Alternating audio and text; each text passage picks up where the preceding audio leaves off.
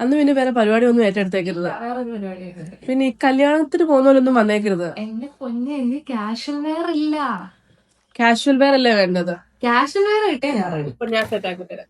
Okay, അങ്ങനെയാണെങ്കിൽ done. പിടിച്ചോ, ഇതൊക്കെ ഉണ്ട്. അപ്പൊ റെഡി ആകുമല്ലേ?